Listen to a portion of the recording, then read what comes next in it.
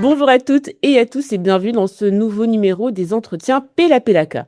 Ici, nous prenons le parti de prendre le temps et d'aller à la rencontre de celles et ceux qui, chacun à leur manière, contribuent à l'éducation, aux médias et à l'information. Mon invitée aujourd'hui est journaliste indépendante. Elle a travaillé notamment au Japon et au Moyen-Orient pour la radio-télévision suisse, la RTBF ou encore Radio France, elle et le monde diplomatique. Depuis quelques années, elle mène des résidences de journalisme en éducation aux médias à l'information dans des territoires ruraux d'Occitanie auprès de publics extrêmement variés. Aux dernières assises du journalisme de Tours, son collectif Champs Libre Occitanie a remporté le prix Emmy dans la catégorie Association. Sophia Marchezin, bonjour. Bonjour Ami. Et merci d'avoir accepté notre invitation. Alors, nous nous sommes rencontrés justement à l'occasion de ces dernières assises du journalisme qui ont eu lieu début avril à Tours. On rappelle donc que votre collectif Champs Libre Occitanie a remporté ce fameux prix dans la catégorie association.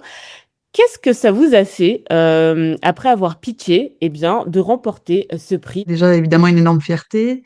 Pour présenter brièvement le projet, c'était une résidence qu'on a réalisée avec ma consoeur Marion Touboul, qui fait aussi partie du collectif Champs Libre. On a réalisé une résidence de journalisme chez moi dans le Comminges, au sud de Toulouse, avec des publics qui sont très très éloignés du monde des médias. On a fait une résidence avec des demandeurs d'asile, des jeunes qui sont dans un institut thérapeutique qu'on appelle un ITEP.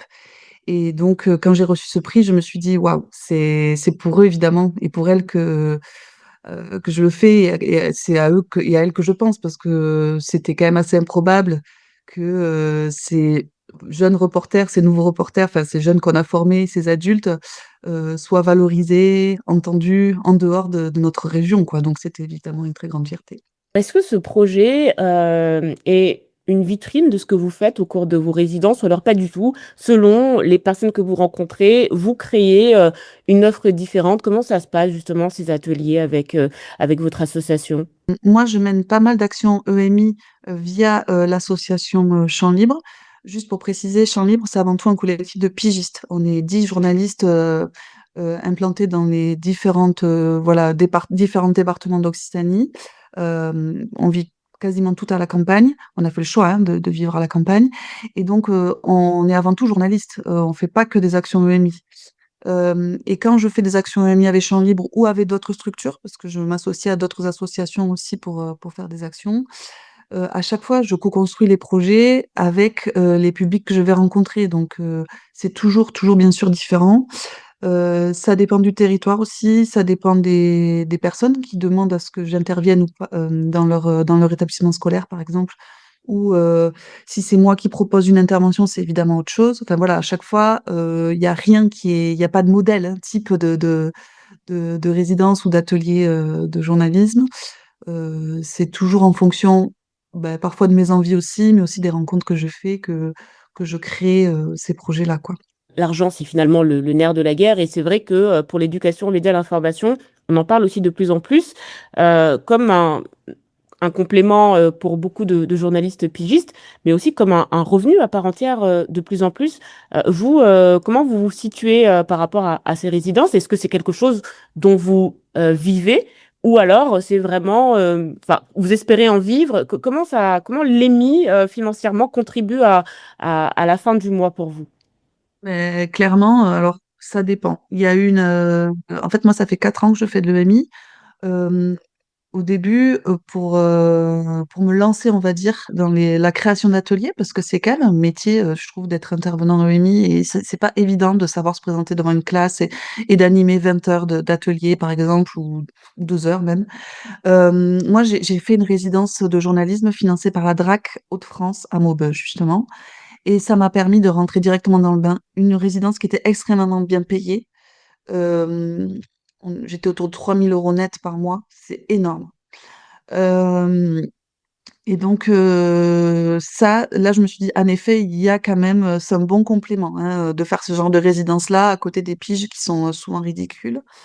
Pour info, le feuillet, il est à 70 € minimum dans les rédactions en presse écrite. Ce qui veut dire que comme on est payé à la ligne, quand on est journaliste pigiste pour la presse écrite, on gagne à peu près 600 €, 700 € par mois pour parfois un mois d'enquête. Donc, quand je fais des actions EMI où en 3 jours, je gagne quasiment le même salaire, euh, évidemment que je me dis ça peut être un super complément.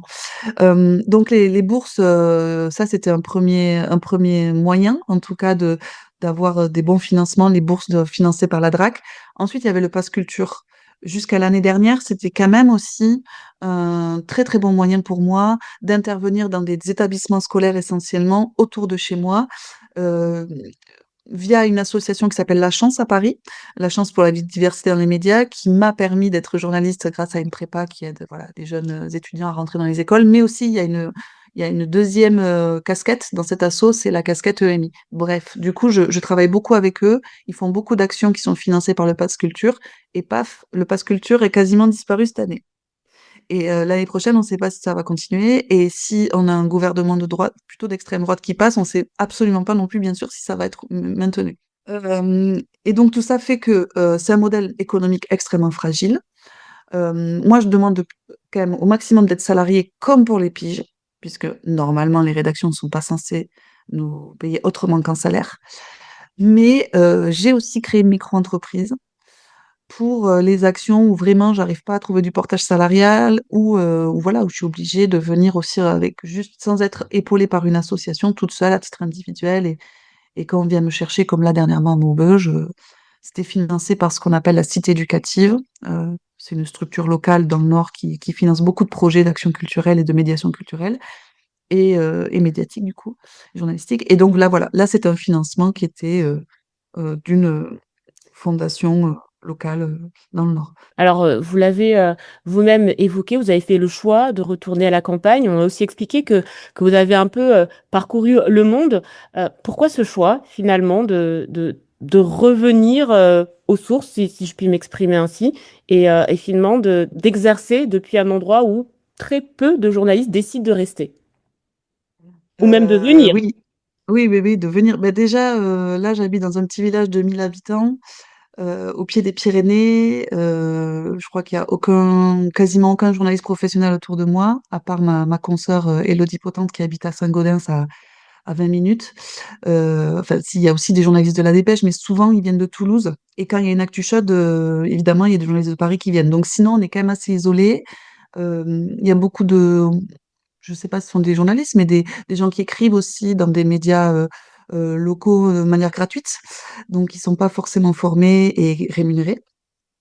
Et moi, j'ai fait le choix il y a 4 ans maintenant, 4-5 ans, après avoir travaillé à Paris. J'ai travaillé aussi beaucoup dans le Nord, France Bleu Nord, c'est là où j'ai fait un peu mes premières piges, notamment à la radio. J'ai travaillé aussi beaucoup au Moyen-Orient et au Japon, comme vous l'avez dit.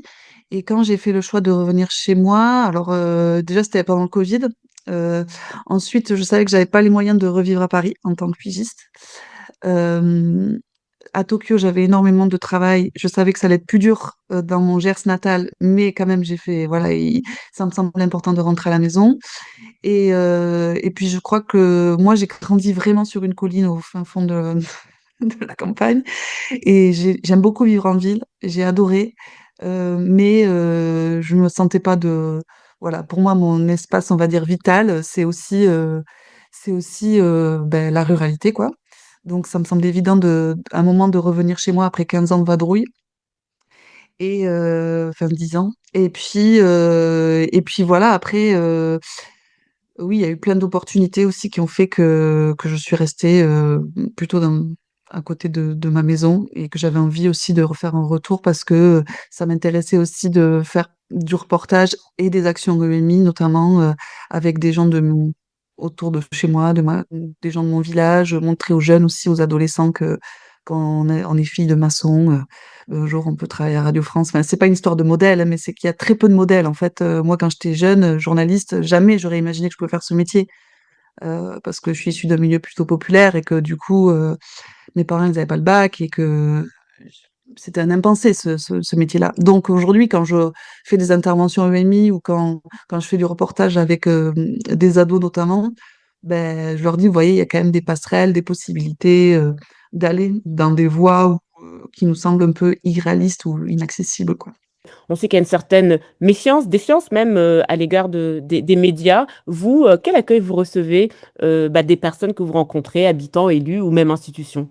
Je pense que si j'interviens avec des adultes aussi, à Toulouse ou à Paris, il y aura peut-être la même défiance, en fait. La défiance, elle est générale. C'est pas seulement parce qu'on est géographiquement isolé des grands espaces, enfin, c'est pas parce qu'on vit dans un désert médiatique, parce que c'est le cas actuellement chez moi, que, on est plus, réticent, vis-à-vis des journalistes, je pense pas. Hem Par contre, comme je disais tout à l'heure, ça permet de montrer qu'il y a déjà c'est un métier qui est exercé, qui existe et que c'est pas juste, des gens qui travaillent, à la télé à Paris avec, un accent, parisien. Enfin voilà, moi quand j'arrive, c'est ça aussi que je veux montrer, c'est encore une fois qu'on peut être issu de milieux qui sont pas forcément les milieux attendus, quand on est journaliste et qu'on peut un jour, faire ce métier. Après, bien sûr, la réticence, l'accueil, il y a toujours, oui, il y a toujours, c'est ambivalent, hein, mais j'ai jamais été trop mal reçue, honnêtement. Hem, Au contraire, c'est pas trop un métier qui fait rêver, il faut le dire aussi, hein, même chez les jeunes générations. Quand je vais dans des collèges et lycées aujourd'hui, si je demande qui va être journaliste, c'est je pense moi aujourd'hui j'ai 40 ans, à l'époque, beaucoup de jeunes dans ma classe auraient levé la main. Aujourd'hui non, clairement c'est pas un métier qui fait rêver. Mais il y a quand même une c'est intriguant. Donc quand on crée un podcast, quand on filme, quand on crée un journal, i les outils sont tellement, comment dire? Pour certains et certaines, faciles, d'utiliser une caméra ou d'utiliser un micro. Ça semble en tout cas facile et ça nous permet de faire tellement d'échanges et de rencontres de personnes qu'on connaît pas, que c'est intriguant, ils sont curieux, il y a jamais de réticence, quoi. C'est extrêmement rare que les jeunes n'adhèrent pas, en tout cas à la pratique. Après, sur le stéréotype du journaliste, en effet, bon, mais ou le stéréotype ou la réalité aussi, parce que moi, je suis extrêmement critique, hein, vis-à-vis de notre profession, la fonction dont on représente aussi les personnes qui nous entourent, ou qu'on représente pas d'ailleurs, parce que c'est peut-être ça le problème, c'est qu'on représente peut-être pas assez aussi, les gens de mon territoire.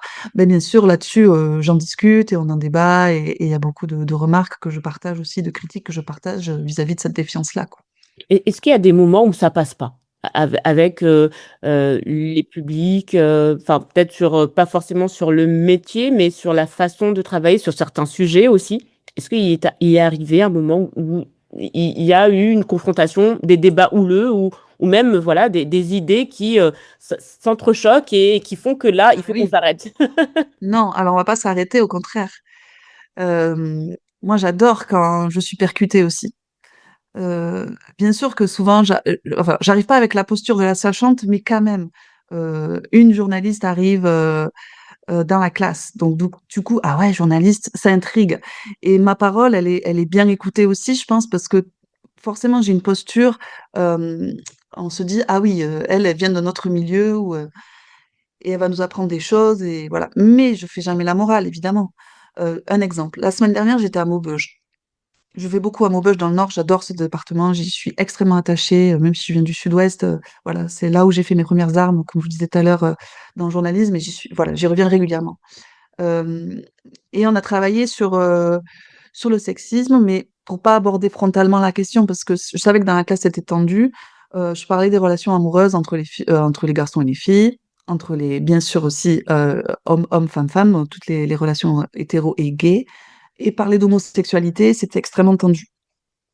Donc avec des phrases et des réactions hyper violentes sur, «Si c'est mon frère, je le défonce», enfin vraiment des trucs ultra violents et dans un pour moi quelque chose qui me choque parce que je vois qu'il y a une génération, pas toutes, mais quand même des jeunes qui sont extrêmement marqués par les discours masculinistes, ultra, normés aussi du couple et cetera. Et donc, quand je leur dis: «Beh, là, ce que tu dis, c'est un propos homophobe», tout de suite: «Ah non, je suis pas homophobe». Je dis: «Beh, si tu t'en fous que ce soit quelqu'un que tu connais pas, mais par contre que si c'est ton frère qui est gay, tu le défonces, c'est de l'homophobie» et j'essaie à chaque fois de bien poser les mots. Donc ça crée des débats dans la classe et forcément, moi, je suis un peu choquée parce qu'il y a des propos discriminants, qui sont, proférés, voire des propos racistes parfois et donc à chaque fois, j'essaie de tempérer les choses et quand on fait un atelier radio autour du sexisme, ou des relations femmes-hommes, enfin voilà, ou des relations amoureuses, j'apporte mes outils, et je sais que je suis pas là pour convaincre des gens qui sont profondément homophobes, par exemple, mais bon, l'outil radio en tout cas, permet d'ouvrir un débat et ensuite, peut-être d'échanger et d'entendre des voix, parce que dans la classe, tout le monde n'est pas d'accord évidemment là-dessus, et d'entendre aussi d'autres qui ont des choses à dire qui sont pas forcément consensuelles. Et là, je clôt pas l'atelier, au contraire. Au contraire, je pousse et moi, je note toutes les petites phrases qui m'irritent un peu, mais je ne reste pas sur tu es homophobe. Hein. On avance là-dessus, on essaie de déconstruire, on essaie de comprendre le contexte familial, tout ça. Enfin, on rentre dans l'intimité, comme on fait dans un reportage aussi. Enfin, comme moi, je vais sur le terrain, je rencontre pas que des gens qui ont le même discours que moi, et c'est normal. Et avec les jeunes aussi, c'est ça. J'essaie de voir aussi comment dans leur psyché ou dans leur vécu, hem, il y a une violence ou pas. Là, c'est parce que je parle de violence parce qu'on parle du sexisme, mais qui est profondément ancrée, comment on peut débloquer les choses et puis après voilà, moi j'ai pas je vais pas leur changer, leur amener, enfin ou leur faire la morale, changer leur opinion sur ce sujet-là en particulier, mais bon, j'essaie quand même toujours de montrer des petites ouvertures pour dire: «Ton monde, c'est ton monde, mais tu sais, il y a un autre monde aussi autour de toi», On même si je on sais les pas si ça encourage? va. Est-ce que Ah mais quand bien ils disent, sûr, il veut être journaliste, ah on mais bien sûr, je suis extrêmement critique, vis-à-vis de l'avenir de la profession parce que moi-même, il y a tellement de choses où je souffre, hein, dans la profession, qui me font souffrir. Il faut le dire aussi, il y a un malaise, hein, quand même chez les pigistes. Donc je bien sûr que je les encourage. Je les encourage d'autant plus que moi, comme je vous le disais, j'interviens quand même dans des endroits où il y a quasiment personne qui va. Donc quand ils rencontrent des journalistes et qu'ils disent que c'est possible, ben oui, je les encourage parce que je leur dis: «En plus, c'est toi qui dois donner avec ta ton histoire, avec ta parole, avec ton accent, avec, ta vision du monde, avec, tes référentiels. C'est toi qui dois donner demain peut-être aussi enfin, c'est toi donner non, mais c'est toi qui dois raconter le monde. C'est toi qui dois aller rencontrer des personnes pour ensuite faire des interviews et avec, tes mots, avec tes choix d'angle, avec tout ça, enfin». parle beaucoup, surtout on va dire à moins d'un an, des élections, présidentielles et tout ce que ça amène aussi d'enjeux. On parle beaucoup de cet enjeu politique autour, de l'éducation aux médias et à l'information. Alors du coup, ça nous amène à nous demander s'il faut pleinement assumer ce côté politique aussi de l'éducation aux médias et à l'information. Généralement, on n'en parlait pas trop, on en parle de plus en plus. Est-ce que l'EMI doit se positionner comme un enjeu politique fort? Beh, en fait, si aujourd'hui dire qu'on travaille, sur des sujets, si on lutte contre le racisme, c'est politique. Si on lutte contre le sexisme, c'est politique, enfin, on en est là quand même. Hem, et on peut se faire, entre guillemets «taper sur les doigts» par des collectifs de parents d'élèves, j'exagère à moitié, hein, à Valenciennes, notamment dans le nord, là, il y a une prof, elle a pas pu faire une sortie, à Calais, sur un camp de migrants parce que les parents d'élèves se sont opposés. Donc faire des actions comme ça, c'est politique. Heu, Aujourd'hui, c'est devenu politique, c'est quand même fou. Se dire que de parler, des LGBT, des personnes qui sont en souffrance, parce qu'elles sont discriminées, ça devient politique. Donc bien sûr, quand on fait de l'EMI, quand moi j'amène, chez des agriculteurs, des personnes, des demandeuses d'asile, on peut penser que c'est politique aussi. Parce que je les sors de leur contexte, on va dire de migration, de difficultés, d'exclusion, alors dans mon village, ils sont plutôt bien accueillis parce qu'on a un centre d'hébergement pour demandeurs d'asile et c'est avec eux que j'ai fait le projet qu'on a remporté à Tours. Bref, et donc du coup, quand je les sors de leur contexte et que je les amène chez les agriculteurs, ben, je me dis: «Tiens, je fais confronter 2 mondes, qui a priori, se croisent peu». Mais ça, c'est mes a priori, parce que les agriculteurs, ils sont pas fachos, hein, ils sont pas non plus complètement, fermés à l'idée de rencontrer, des personnes étrangères, dans leur ferme. Donc mais il y a un enjeu politique derrière ça parce que qu'est-ce que ça montre ensuite quand, on montre au cinéma de mon village, des personnes qui viennent du Congo interroger, une personne qui est en train de, je sais pas moi, traire les vaches au fin fond des Pyrénées, enfin à côté des Pyrénées, ben oui, c'est 2 images qui s'entrechoquent, dans le public et qui se dit: «Ah ouais», dans le public, on se dit: «Ah oui d'accord, c'est possible qu'il y ait ces rencontres-là. Ah oui d'accord, il y a aussi des personnes étrangères qui habitent dans mon village. D'accord». Donc oui, bien sûr que c'est politique, mais moi je trouve ça fou qu'on se dise qu'on peut être menacé demain si on parle de sexisme en classe, quoi. Si on parle d'éducation à la vie sexuelle et affective, si on parle de violences, conjugales, si on parle, enfin, ça c'est que quand même, il y a une pression, il faut le dire, hein. Il y a une grosse pression quand même, qui peut arriver. Alors pour l'instant, moi, dans les actions EMI, j'en ai jamais entendu, j'en ai jamais reçu, mais je me dis un jour pourquoi pas, Enfin, je me dis, la semaine dernière, ce que j'ai fait quand je parlais d'amour avec des jeunes qui étaient hyper réfractaires sur l'idéal du couple, enfin, ils avaient vraiment une idée de l'idéal du couple qui était pour moi très, très, très à l'ancienne, hein. La femme travaille pour se gagner, pour s'offrir des vêtements, mais c'est quand même le mari qui ramène l'argent à la maison. On avait ce genre de discours-là, quoi. Et voilà, enfin, comme je disais ça, alors sur l'homophobie, c'était vraiment violent. Et je me dis peut-être qu'un jour, il y a des parents qui vont réagir. Et alors? Et en fait, je pense que c'est notre devoir, et dans l'éducation nationale, et aussi en tant que journaliste, de pas se dire, ah, je vais pas faire ce sujet-là, parce que quelle va être la réaction? Enfin, ça n'a rien à voir avec des idées d'extrême gauche, comme on l'entend souvent, ou wokistes, quoi. C'est juste des valeurs qui nous ont été inculquées, qui, moi, m'ont touchée quand j'étais à l'école et que j'ai envie de véhiculer aujourd'hui aux jeunes, quoi. Donc, l'EMI est politique, bien sûr, dans ce contexte-là, qui est quand même border aujourd'hui. Mais encore une fois, c'est pas menaçant. C'est pas une menace, l'EMI. Donc, il faut que ça reste voilà, une ouverture, encore une fois, sur des réalités que les jeunes ou les moins jeunes qui participent à ces actions-là ne connaissent pas. Pour finir, peut-être un dernier mot sur votre actualité, peut-être sur une résidence que vous préparez ou sur d'autres événements dans les prochaines semaines, prochains mois. Alors là, je finis des grosses piges, justement des gros articles en ce moment, donc je suis pas trop dans les actions OMI. Et avec mes consoeurs du collectif Champ Libre, on est en train de créer une nouvelle résidence là dans les Hautes-Pyrénées cette fois-ci. Donc un peu plus loin. Moi, je suis au Haute-Garonne, mais dans le département d'à côté, on va aller chez les Pyrénéens et les Pyrénéennes. Et là, on est en train de réfléchir justement à faire une nouvelle résidence de 6 semaines avec des jeunes et des moins jeunes aussi autour justement des questions du sexisme dans les Pyrénées. Mais pas que, hein, de la place des femmes aussi de manière générale. Voilà. Donc ça va être le prochain projet pour l'année prochaine. Ouais. Et on suivra ça avec beaucoup d'attention. Merci beaucoup, Sophia Marchesin, d'avoir répondu à nos questions, d'avoir pris le temps À aussi de vous. nous expliquer votre engagement et votre association. Et puis nous, on va se retrouver très vite avec un nouvel invité ou une nouvelle invitée d'ailleurs pour un nouveau numéro des entretiens Pela Pelaka. D'ici là, que la force critique soit avec vous.